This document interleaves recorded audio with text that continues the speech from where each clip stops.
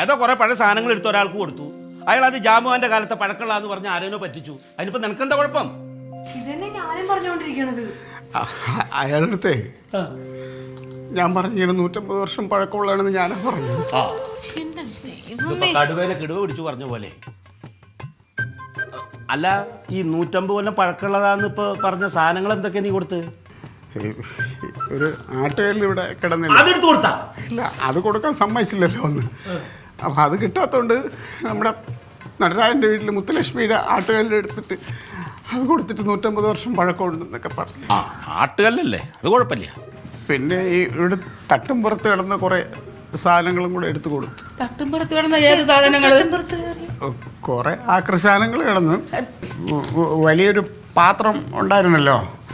അപ്പോൾ ആ പാത്രം, അപ്പോൾ ആ സാധനം കൊടുത്തപ്പം ഇച്ചിരി ഉള്ളിൽ ഗമയുള്ള സാധനമുണ്ട്. ഞാൻ പൈസ കൂടുതൽ കിട്ടാൻ വേണ്ടി അത് കനകക്കുന്ന് കൊട്ടാരത്തിലെ മഹാറാണി ഉപയോഗിച്ചിരുന്ന പാത്രമാണെന്ന് പറഞ്ഞു. അത് പിന്നെ അമ്മയുടെ ഉപ്പുമാങ്ങ ഭരണി. സാമദ്രോഹി, നീ എന്റെ ഉപ്പുമാങ്ങ പറഞ്ഞെടുത്ത് വിറ്റാടാ. അതൊക്കെ എന്റെ പൈതൃക സ്വത്താണ്, നിനക്കറിയാമോ? നിന്നോട് ആര് പറഞ്ഞാ അതെടുത്ത് വിൽക്കാൻ?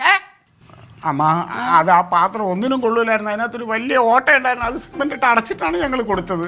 കൊള്ളൂല. പിന്നെ പണ്ടേ ഞാൻ നിന്നോട് പറഞ്ഞിട്ടുണ്ട്, എന്റെ കൂടെ ചോദിക്കാതെ ഒരു സാധനം എടുത്ത് വിൽക്കരുതെന്ന്. എന്റെ കുട്ടു എടുത്ത് വിറ്റാൽ നിനക്ക് ഓർമ്മയുണ്ട?